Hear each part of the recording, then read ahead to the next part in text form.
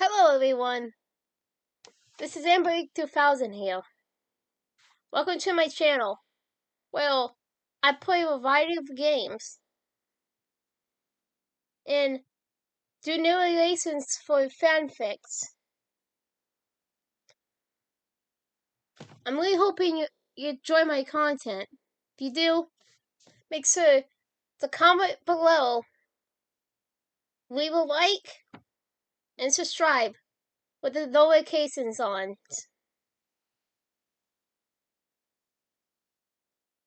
Right, so next time, this is AmberAnkNA. Welcome to my channel. So, hi. Broken Chains, Chapter 1, Day 5. Remember, that was the only thing that was on his mind. Remember what? He had no idea. He just knew that there was something he was missing. Actually, there was a lot he was missing. However, the white room he was in gave no clues. The only things in there were a chair and a bed, which he was currently seated upon. This room felt so familiar and unfamiliar at the same time. He looked down at his gloved hands. Somehow, these gloves didn't feel quite right. They were solid black and covered the entirety of his hands. He felt restricted in his movements. How? He wasn't sure.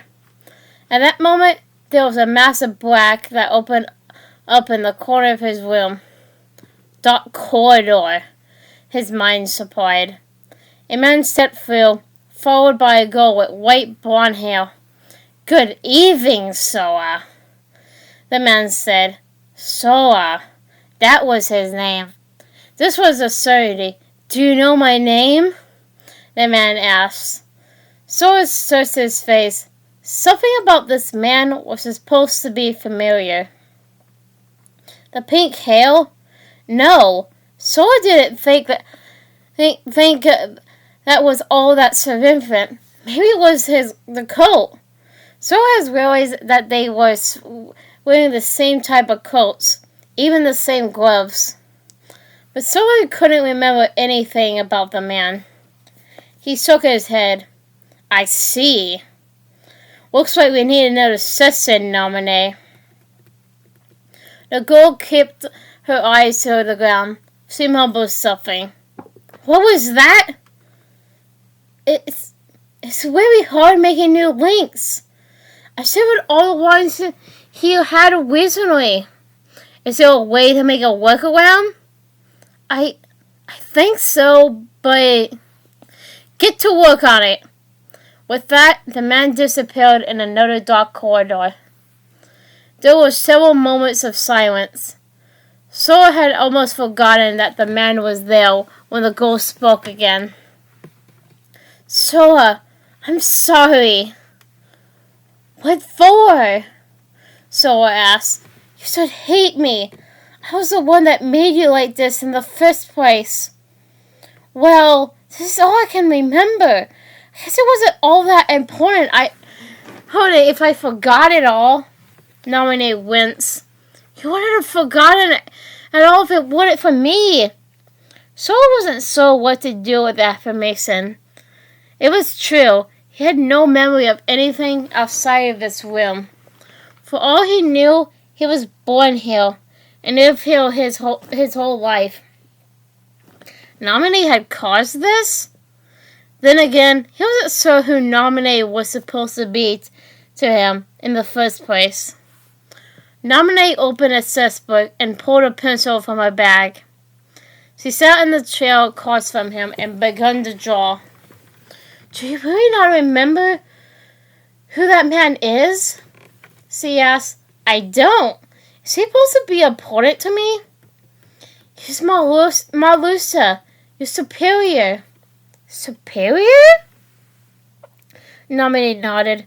Soa didn't remember having a superior. Maybe that was why Marlusa had acted so coldly. "And who are you to me?" Soa asked. "Oh, Nominee sighed. We grew up together on the islands. Though I remember you forgot that too. Sora says at the back of his head. Yeah, I guess I did. That's how I forgot you. Nominee once again. Can you tell me some stories about the islands? Nominee paused in her drawing. Her blue eyes met his for the first time since he entered the room. She didn't just as quickly flip to a new page in her stress book and continued drawing.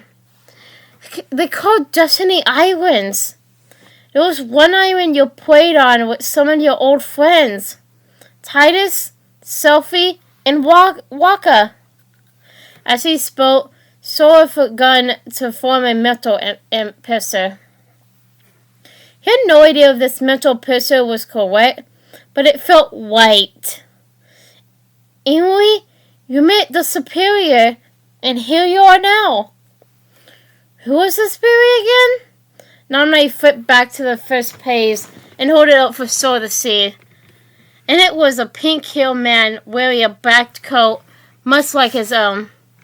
There was a familiarity all of a sudden, and Sora remembered seeing him a few minutes ago. Nominee gave him a slight smile that didn't quite reach her eyes. Looks like you're starting to form memories again. That's good. Sora narrowed his eyes a little. How long have I been like this? About 5 days now, Nominee responded. A few times a day, Melissa and I have been checking on you. And this is the first time you retain anything. Sora nodded. He examined his gloved hands again. What happened to me? Nominee's pencil stopped sussing on the sketch book.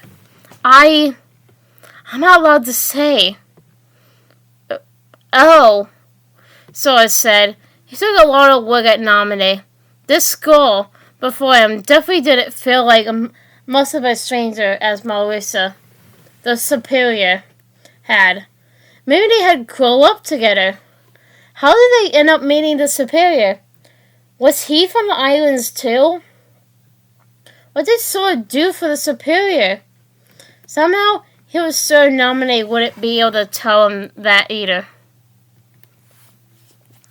Ruckus opened his eyes and quickly shooed them aside again. The light was too bright. His head ached. He counted to 5 before chancing to open them again. He was in his room. Why was that? The last thing he remembered was his missing an elbow with dib bar. Did he get hurt? That must have been when it happened. The dreams he had been having, though, of the boy in red. Who was he? Walter sat up, which was when he noticed the seashells next to his pillow. Those came from the islands, he thought. Then he caught himself. The islands? A mental picture came to mind. Home! That was where he had grown up when he was still Sora. Sora? His nobody? His somebody? More mental images came rushing to mind. It fearing Ross's headache. Once the further memories eased, he smiled. He had his memories back. What better way to celebrate than with some ice cream? Ross made his way to the ice cream shop in Tirade Town. The woman at the counter blinked in what Ross recognized as Sot. It's been a while since you've been by! Almost a month now! Ross's eyes briefly widened. Oh, I've been busy! Almost a month? Was Astral back yet? Oh?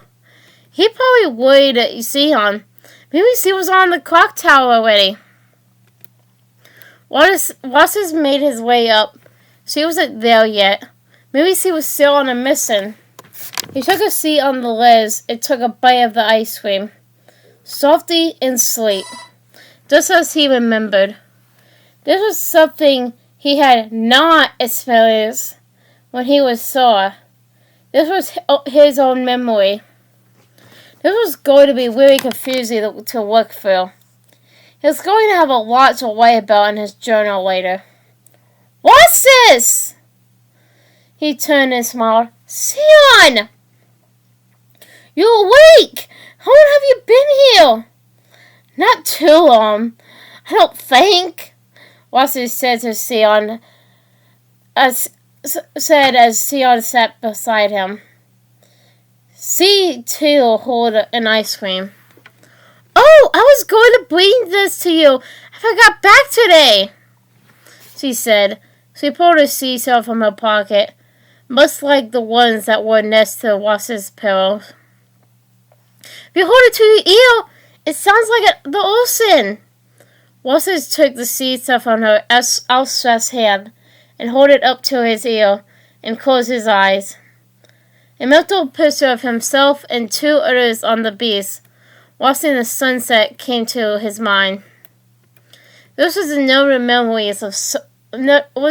of Sora's memories. His memories. He recognized the other two people on the beach. Wikyu, Kylie. Money for your farts? Sion asked, bringing him out of his farts. I dreamt about my past! Who I was before I became a nobody! Wasus answered. He took another bite of ice cream. Oh? What were you like? You weren't as loud as Shimus, were you?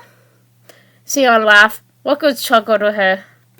No, thankfully not. I would not want to meet his somebody. Wasus took another bite. That seashell you give me brought back memories of when I played on the beach with my friends. Wikyu and Kylie. I wonder if they're okay. Maybe I should visit them soon. Oh, that's sweet. Sion looked like she was almost done with her ice cream. What was your name? Sora! Hi everyone. This is AmberAnkNA 2000 again. Well, I hope you enjoyed the video. Because, I really did enjoy making it. But, so I hope you enjoyed it. Comment, like, and subscribe with the notifications on down below. Till next time, bye!